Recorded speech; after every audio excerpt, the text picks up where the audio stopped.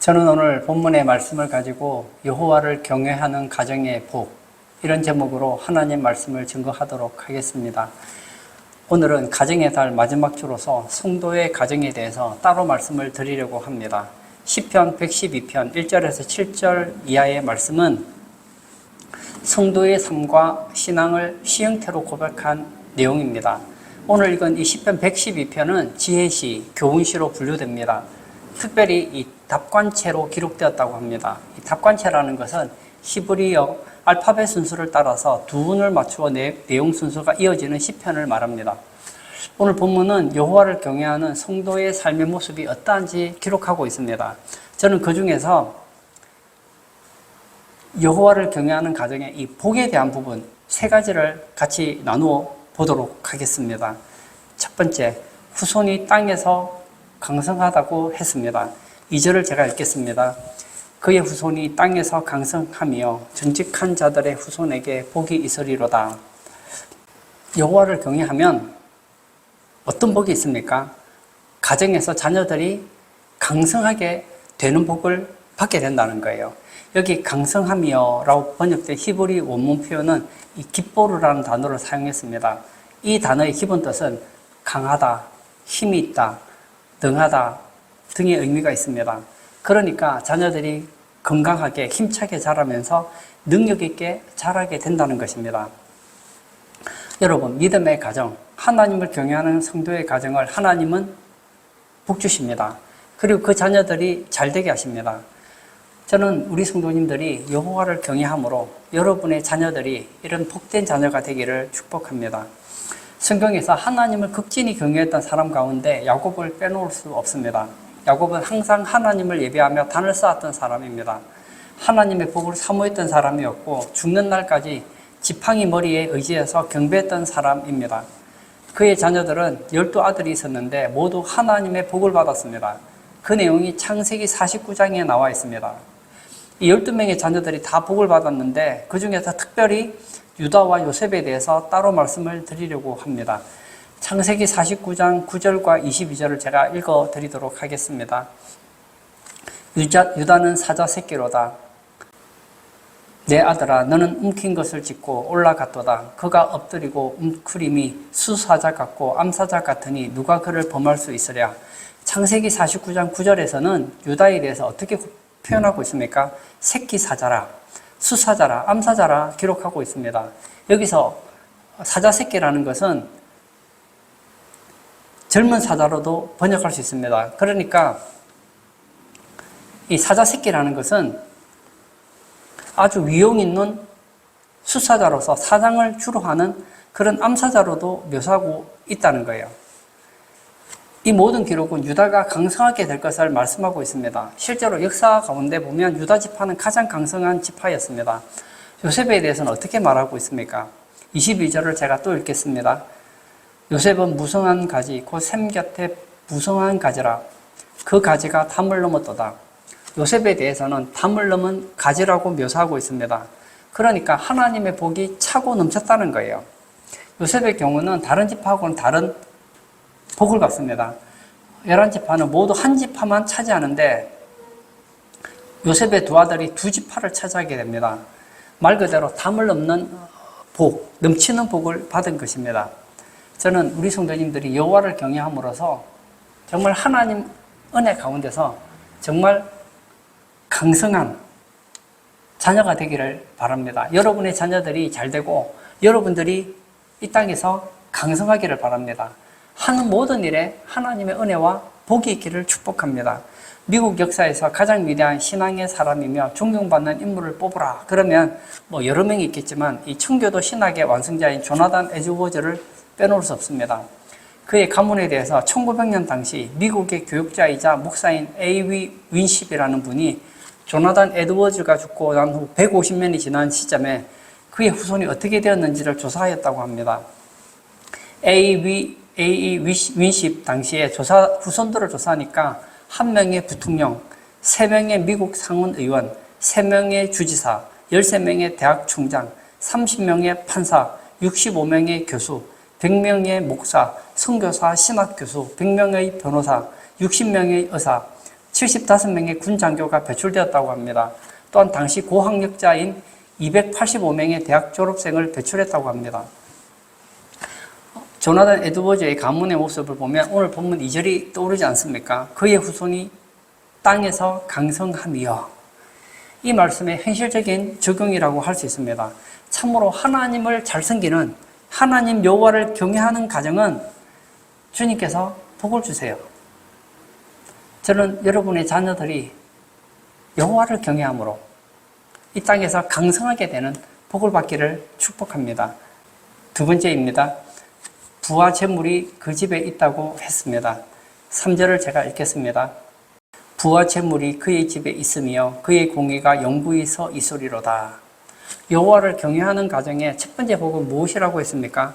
후손이 땅에서 강성하다고 했습니다. 이것은 자녀가 잘 되는 것을 의미합니다. 두 번째, 부와 재물이 그 집에 있다고 했습니다. 이것은 그의 삶이 형통하게 됨을 의미합니다. 여러분, 성경에서 부하다는 것은 단지 재산이 많다는 의미가 아닙니다. 성경에서 부하다는 것은 하나님의 복을 받고 모든 것에 형통하다는 것을 의미합니다. 여기 이 부로 번역된 히브리 원문의 뜻은 충분한, 만족하는 이런 의미가 있다는 거예요. 그러니까 하나님이 주신 그 복 때문에 충분하고 만족한 삶을 살게 된다는 거예요. 똑같은 조건이면 부와 재물이 없는 것보다 많은 것이 훨씬 좋습니다. 근데 여러분, 우리 실제로 보면 알지만 재산이 많아도 만족하지 않고 불평하는 사람들을 얼마나 봅니까? 그 삶이 행복하다고 할 수 있습니까? 제가 얼마 전에 신문을 보았더니 그 기사에 이런 내용이 있었습니다. 한 달에 세금을 떼고 1,000만 원 이상을 벌어요. 세금 떼고 1,000만 원이면 많은 돈이잖아요. 그런데 너무 삶이 피폐하다는 거예요. 살기가 너무 힘들다는 거예요. 제게 1,000만 원이 있다면 아마 저는 넉넉하게 쓰고도 남을 것 같아요. 제가 이 얘기를 왜 하는지 아시겠죠? 이것은 상대적이라는 거예요. 어떤 사람은 500만 원이 많다고 할 것이고 어떤 사람은 적다고 할 거예요. 어떤 사람은 1억이 적다고 말할 것이고 많다고 할 거예요. 여호와를 경외하는 사람은 하나님이 내게 준 복에 대해서 자족하며 만족할 수 있다는 거예요. 제가 좋아하는 일화 중에 이런 게 있죠. 록펠러라는 사람이 있죠. 그 당시에 세계 최고의 부자였습니다. 기자에게 한 가지 질문을 듣게 됩니다. 이제 만족하십니까? 세계에서 돈이 제일 많은데 이제 만족하느냐고 물었더니 뭐라고요? 조금만 더. 아직 부족하다는 거예요. 여러분, 세계 제일의 부자가 조금만 더, 아직은 부족하니 조금만 더 돈 벌었으면 좋겠다. 이런 마음을 가지고 있다면 그 마음은 오늘 본문에 말하는 만족한 마음은 아니지 않습니까? 부족한 마음이지 않습니까? 다윗이 이런 고백을 하죠. 시편 23편에 여호와는 나의 목자시니 내게 부족함이 없으리로다. 여기 부족하지 않다는 것은 내가 원하는 것이 다 있다는 얘기가 아니에요. 충분하다는 거예요. 하나님이 내게 주신 것으로 충분하다는 거예요. 여러분, 여호와를 경외하면 어떤 조건에서도 자족할 수 있게 됩니다. 하나님께서 지켜주시면 적은 대로 행복하고 많이 주시면 많이 주시는 대로 행복합니다. 저는 그 생각이 있어요. 하나님 여러분에게 다른 보통 가정보다 좀 작게 물질을 줬다. 그러면 하나님께서는 여러분에게 그만큼이 충분하다고 생각하셔서 주셨을 거 아닙니까? 그럼 그 가운데서 행복하면 되는 거예요. 자족하면 되는 거예요. 만족하면 되는 거예요. 하나님께서 여러분에게 다른 사람보다 배나 10배, 100배 더 많이 주신다면 하나님께서 여러분에게 그만큼 주시고 싶은 이유가 있을 거 아닙니까? 그러면 그 가운데 또 자족하면 되는 거예요. 제가 앞에서 야곱의 자녀들에 대해서 얘기를 했잖아요. 여호와를 경외할 때 그 자녀 12명이 다 복을 받았습니다. 야곱은 어땠습니까? 야곱은 본래 베델에서 살았습니다. 20년 기간 동안 팟단 아람에서 살다가 다시 베델로 귀환하게 됩니다. 창세기 32장 10절과 14절, 15절을 보면 야곱의 자산이 얼마나 많아졌는지를 알 수 있습니다. 제가 10절을 한번 읽어볼까요? 나는 주께서 주의 종에게 베푸신 모든 은총과 모든 진실하심을 조금도 감당할 수 없사오니 내가 내 지팡이만 가지고 이 요단을 건넜더니 지금은 2때나 이루었나이다. 처음에 바다나람에 갈 때는 지팡이 하나 들고 갔어요. 그런데 요단을 건널 때 얼마나 있었다고요? 2때나 거두었대요. 그뿐만이 아닙니다. 32장 14절과 15절도 읽겠습니다. 암염소가 200이요, 순염소가 20이요, 암양이 200이요, 순양이 20이요, 전나는 낙타 30과 그 새끼요, 암소가 40이요, 황소가 10이요, 암나귀가 20이요, 그 새끼 나귀가 10이라. 엄청나게 많은 양 아닙니까? 이게 어떤 양이냐? 야곱이 집으로 가던 중에 한 가지 소식을 듣게 됩니다. 형이 400명의 부하를 거느리고 온다는 얘기를 들었습니다. 그래서 형에게 환심을 사려고 바친 짐승이 조금 전에 읽었던 14절, 15절이에요. 얼마나 많습니까? 그러면 야곱의 자산은 더 많다는 거 아니겠습니까? 중요한 것은 야곱은 이 모든 것이 내 능력이라고 말하지 않았습니다. 하나님의 은혜임을 알고 고백했다는 거예요. 오늘 예배 참석하신 사랑하는 성도님, 남과 비교하지 마세요. 남과 비교하는 순간 인생 불행해집니다. 여러분이 볼 때 제가 잘생겼습니까? 못생겼습니까? 이 세상적인 눈으로 볼 때 저보다 잘생긴 사람 입장에서 보면 저는 못생겼을 것이고 저보다 못생긴 사람 입장에서 보면 저는 잘생겼겠죠. 저보다 큰 사람 입장에서 보면 저는 작을 것이고 저보다 작은 사람 입장에서 보면 저는 크겠죠. 저보다 재산이 많은 사람 쪽에서 보면 저는 가난할 것이고 저보다 가난한 사람 쪽에서 보면 저는 부자겠죠. 저보다 건강한 사람 쪽에서 보면 저는 몸이 약한 것이고 저보다 약한 사람 입장에서 보면 저는 건강하겠죠. 이건 뭐죠? 상대적이라는 거예요. 제가 초등학교를 다닐 때였습니다. 제 집 앞에 바로 이제 건너편에 친구가 살고 있었어요. 근데 우리 집은 들어가면 바로 문 닫고 들어가는데 그 집은 마당이 있었어요. 그 마당에 자갈도 있고 나무도 있고 뭐 꽃 같은 것도 있었던 것 같아요. 그리고 얘는 그 대문에 서서 고개를 빼꼼 내다보는 거예요. 그리고 이제 친구들이 지나가거나 아는 사람이 지나가면 머리를 빼꼼 내밀고 얘기를 하는 거예요. 그래서 제가 집이 맞은편이니까 제가 집으로 들어가려고 하면 영환아 잘 들어가 그러는데 얼마나 부러운지 몰라요. 야, 저 집에는 마당도 있는데 저 집에는 대문에서 지나가는 애들 머리를 내밀고 쳐다볼 수도 있는데 야, 나도 저 집에 살면 너무 좋겠다. 그런 생각을 가졌어요. 그러던 어느 날 그 집이 이사를 갔어요. 그리고 우리가 그 집에 이사를 간 거예요. 얼마나 좋은지 몰랐어요. 얼마나 좋은지 몰라요. 진짜 성경 표현대로 하면 할렐루야죠. 내가 그렇게 꿈꾸었던 그 집을 드디어 제가 살게 된 거예요.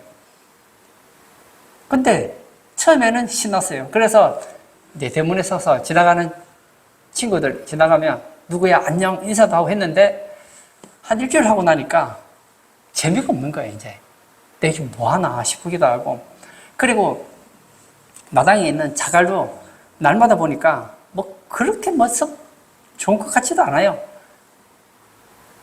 그리고 맞은편이 바로 내가 바로 이 앞에 살았던 집이잖아요. 그 집을 보니까 그 집이 오히려 더 나은 것 같은 거예요. 그 집에 살았더니 벌레가 많아. 그래가지고 마당에 있어서 그런지 모르겠는데 벌레들이 자꾸 와가지고 막 물고 이러니까 싫은 거예요. 제가 그 건너편에 살 때는 문을 다 닫고 자니까 벌레가 별로 없었는데 여기는 마당이 있으니까 지나가다 보면 계속 벌레에게 물리기도 하고 또 제가 싫어하는 그런 곤충들도 나타나고 하니까 불편한 거예요. 예전이 좋았다. 달라진 건 없어요. 내 생각이 달라진 것이죠. 그렇습니다. 하나님이 여러분에게 준 것이면 충분하다. 여러분이 볼 때 제가 머리숱이 좀 보통 사람보다는 좀 적잖아요. 물론 저보다 적은 사람 쪽에서 볼 때는 많겠지만 저는 자족합니다. 이 정도면 충분하다. 그러고 사니까요. 만족하고 완벽하고 행복한 거예요. 저는 저보다 키 큰 사람들이 있지만 부러워하지 않습니다. 저보다 똑똑한 사람이 있지만 저는 부러워하지 않습니다. 그리고 저는 저보다 잘난 사람이 많은 것이 좋습니다. 만약에 전부 나 같은 사람만 있다고 한번 생각해 보세요. 세상이 얼마나 피폐해지겠습니까? 저는 기계를 잘 다루지를 못해요. 나 같은 사람이 있으면 아마 집 못 지을걸요. 저는 손재주가 없으니까. 저 같은 사람만 있으면 아마 저 안경 못 쓰고 다닐걸요. 이런 옷 못 입고 다닐걸요. 하나님께서 각 사람마다 재능을 주셨고 또 각 사람마다 하나님께서 필요한 재물을 주시잖아요. 오늘 본문에 나오는 야곱처럼 시편에 나오는 이 시인처럼 하나님께서 다른 사람보다 뭐 욥처럼 어마어마한 거부가 되게 해주시면 그게 충분한 거예요. 그러면 만족한 거예요. 저는 하나님께서 저에게 은혜를 베풀어 주셔서 지금보다 100배 더 잘 살게 하더라도 저는 행복할 겁니다. 감사할 거예요. 그러나 그러지 않기를 바라지만 지금보다 앞으로 좀 더 어렵게 산다고 하더라도 저는 시편의 고백을 하고 싶어요.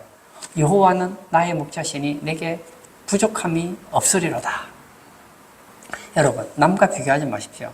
저는 제가 비교하는 걸 좋아하지는 않지만 정 비교할 때 제 삶이 초라하다고 느껴질 때 가끔씩 TV를 보거든요. 이 극한 직업이라는 TV를 보면 물론 저보다 월급은 많이 받겠지만 저렇게 힘들게 사시는 분들이 있다 생각할 때 지금 내 삶이 얼마나 감사한지 몰라요. 그리고 지금 전 세계에 하루에 한 끼를 못 먹는 사람이 수억 명이 된다잖아요. 집 없는 사람도 얼마나 많습니까? 거기에 비하면 얼마나 감사합니까? 저는 남과 비교하고 싶은 얘기가 아니에요. 정 비교하려면 그런 사람들을 한번 생각해 보시라고요. 여러분들이 얼마나 잘 사는지. 저는 조선시대 왕이 부럽지 않습니다. 지금 제가 누리는 이 삶은 조선시대 왕들보다 더 나은 삶을 살고 있어요. 근데 왜 사람들이 행복해하지 않습니까? 감사하지 않습니까? 남과 비교하기 때문입니다. 나보다 잘난 사람과 비교하기 때문입니다. 오늘 이 시간 하나님께서 여러분에게 주신 것을 감사하시길 바랍니다. 다른 집 애들은 저렇게 똑똑한데 내 애는 왜 이렇게 멍청하냐? 그러지 마세요. 여러분이 낳았잖아요. 다른 집 안에는 이런데 왜 내 안에는 이러나? 그러지 마세요. 하나님이 주신 선물이잖아요. 우리가 여호와를 경외할 때 여호와께서는 우리 집에 부와 재물이 있게 하십니다. 그것이 얼마가 되든 기뻐하고 감사하며 누리시기를 바랍니다. 그리고 하나님께서 더 많이 주시면 더 많이 누리고 좀 적게 주시면 적게 누리면 되잖아요. 저는 오늘 우리 성도님들이 여호와를 경외함으로 가정에서도 이와 같은 형통이 있기를 축복합니다. 세 번째, 흑암 중에 빛이 일어난다고 했습니다. 4절을 제가 읽도록 하겠습니다. 정직한 자들에게는 흑암 중에 빛이 일어나나니 그는 자비롭고 긍휼이 많으며 의로운 이로다. 제가 여호와를 경외하는 가정의 복 3가지를 얘기했습니다. 첫 번째는 후손이 땅에서 강성하다고 했습니다. 이것은 자녀가 잘 되는 것을 의미합니다. 둘째, 부와 재물이 그 집에 있다고 했습니다. 이것은 삶이 형통하게 되는 것을 의미합니다. 세 번째, 흑암 중에도 빛이 일어난다고 했습니다. 이것은 환난 중에도 하나님의 인도를 받게 됨을 의미합니다. 제가 설교 시간마다 종종 하는 얘기가 있는데 내가 하나님을 잘 섬긴다면, 내가 여호와를 경외한다면, 주님 말씀대로 살아간다면 내 인생에는 어려움이 없을 거야. 예, 저도 없으면 좋겠습니다. 그러나 아무리 잘 되는 가정도, 아무리 형통한 가정도 때때로 고난이 있고 어려움이 있다는 거예요. 막막한 일이 생길 수도 있다는 겁니다. 이런 일이 생길 때 어떤 가정은 무너지기도 하고 낭패를 보기도 합니다. 하지만 믿음의 사람들, 믿음의 가정은 그 가운데서도 하나님의 도우심과 인도하심을 받게 된다는 거예요. 그것이 바로 흑암 중에 빛이 일어나는 것을 말하고 있습니다. 여기서 빛으로 번역된 히브리어의 뜻은 은혜라는 뜻도 있고 하나님의 인도를 상징합니다. 무슨 얘기입니까? 내 앞길이 캄캄해요. 흑암 같아요. 그럴 때 하늘의 찬란한 광명 같은 하나님의 은혜로 인도함을 받게 된다는 거예요. 사실 예수 믿는 사람과 예수 믿지 않는 사람의 결정적인 차이가 바로 여기 있습니다. 형통한 나라에는 다 잘 살죠. 다 신나게 살죠. 그러나 어려운 상황, 흑암 가운데 있을 때는 달라집니다. 그러나 우리는 흑암 가운데도 하나님의 은혜가 있어요. 하나님의 그 광명의 빛이 앞을 환하게 비춰주신다는 거예요. 그러므로 우리가 신앙생활할 때 내가 믿음 생활을 잘하면 어려움이 없을 것이다. 그런 말 하지 마세요. 내가 신앙생활을 잘하면 내 인생에 장애물은 없을 것이다. 그런 생각하지 마세요. 하나님 마음에 합했던 다윗에게 원수가 있었습니까? 없었습니까? 있었잖아요. 원수가 없는 게 아니에요. 사울을 비롯해서 다윗을 죽이려고 하는 원수들이 많았습니다. 다윗이 고백하잖아요. 내 원수가 어떻게 이렇게 많습니까? 그냥 원수가 아니에요. 날 죽이려고 하는 원수가 그렇게 많대요. 그러나 다윗이 죽었습니까? 안 죽었잖아요. 제가 조금 전에 야곱에 대한 말씀을 계속 드렸는데 야곱 이야기를 하나 더 하겠습니다. 창세기 34장 30절과 35장 1절을 제가 또 읽도록 하겠습니다. 제가 34장 30절을 먼저 읽겠습니다. 야곱이 시므온과 레위에게 이르되 너희가 내게 화를 끼쳐 나로 하여금 이 땅의 주민 곧 가나안 족속과 브리스 족속에게 악취를 내게 하였도다. 나는 수가 적은즉 그들이 모여 나를 치고 나를 죽이리니 그러면 나와 네 집이 멸망하리라. 이 말씀은 야곱의 가정에 큰 위기를 만난 상황을 보여주고 있습니다. 야곱이 이 당시에 세겜이라는 곳에 살고 있었는데 그의 하나밖에 없는 딸이 추장의 아들에게 급탈을 당했습니다. 이 일로 인하여서 오라비들이 격분하게 됩니다. 그 가운데 시몬과 레위가 꾀를 냅니다.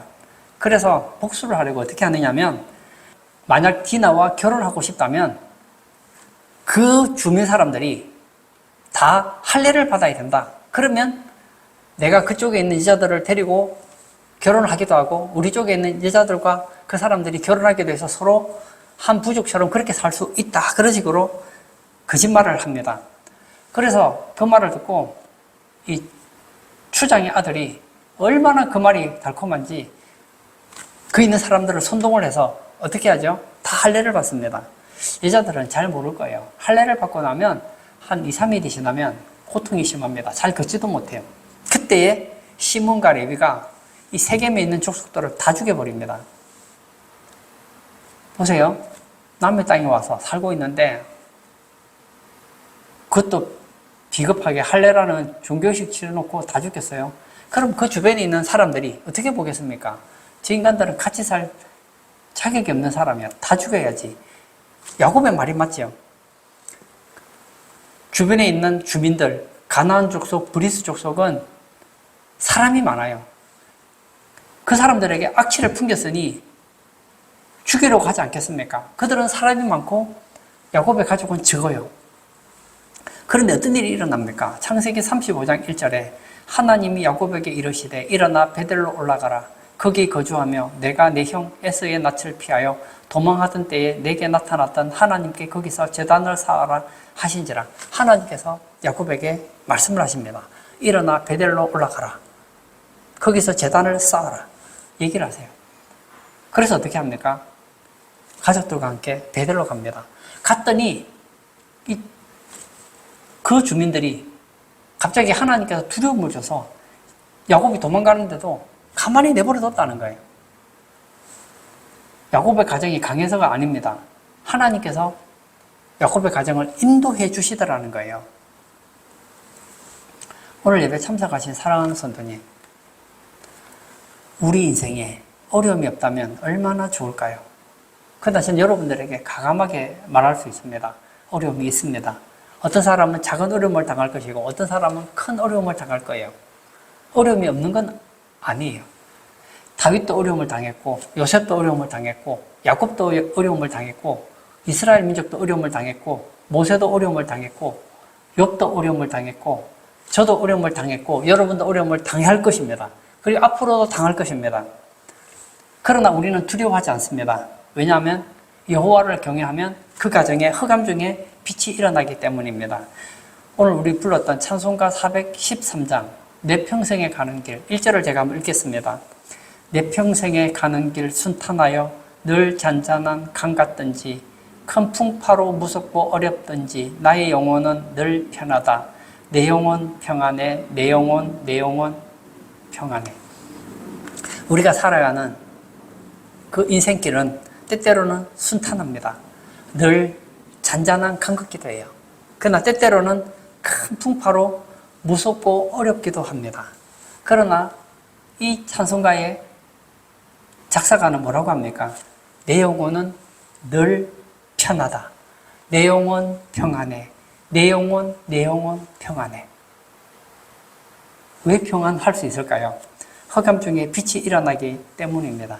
저는 우리 성도님들도 여러분의 인생에 흑암이 찾아왔을 때, 고난과 어려움과 앞길이 막혔을 때에 찬송가의 가사처럼 오늘 시편의 내용처럼 여러분의 인생 가운데 그 흑암 중에 빛이 일어나서 넉넉히 이겨나가시는 복된 성도님 다 되시길 축복합니다. 결론을 짓고자 합니다. 저는 여호와를 경외하는 가정의 복 3가지를 말씀을 드렸습니다. 첫 번째는 무엇이었습니까? 후손이 땅에서 강성하다고 했습니다. 이것은 자녀가 잘 되는 것을 의미합니다. 둘째, 부와 재물이 그 집에 있다고 하였습니다. 이것은 삶이 형통하게 됨을 의미합니다. 셋째는 흑암 중에도 빛이 일어난다고 했습니다. 이것은 환난 중에도 하나님의 인도를 받게 됨을 의미합니다. 저는 우리 성도님들의 삶에 정말 여러분들이 잘 됐으면 좋겠어요. 여러분들이 형통했으면 좋겠어요. 여러분의 어려운 가운데서 하나님의 인도를 받는 성도님들의 가정이 다 되었으면 좋겠습니다. 그러려면 여호와를 경외하시기를 바랍니다. 여호와를 경외한다는 것은 여호와를 두려워하는 것을 말하지 않습니다. 여호와를 너무 사랑하고 존경해서 기쁨으로 여호와를 섬기며 여호와와 친밀하고 싶어하는 그 삶의 양태가 바로 경외입니다. 저는 우리 성도님들이 정말 여호와를 경외함으로 참으로 복된 가정 되시기를 주의 이름으로 축복합니다. 이 시간 한번 같이 기도하기를 원합니다. 오늘 저는 여러 가지 이야기를 드렸습니다. 저는 그 중에 한 가지를 말씀을 드리고 싶어요. 우리 인생에 어려움이 없다면 얼마나 좋을까요? 그러나 내가 원하든 원치 않던 나의 인생에는 어려움이 찾아옵니다. 그때에 여호와를 경외하는 가정은 흑암 중에 빛이 일어남을 보게 됩니다. 하나님을 경험하게 됩니다. 저는 우리 성도님들의 삶에 날마다 하나님을 경험하며 하나님을 사랑하는 그런 복된 가정이 되기를 바랍니다. 이 시간 기도할 때 하나님, 우리가 여호와를 경외함으로 우리 가정이 잘 되고 우리 가정이 형통하게 되고 우리 인생 가운데 때때로 어려움이 있더라도 여호와의 인도를 받는 그런 복된 가정 되게 해달라고 다 같이 기도하도록 하겠습니다.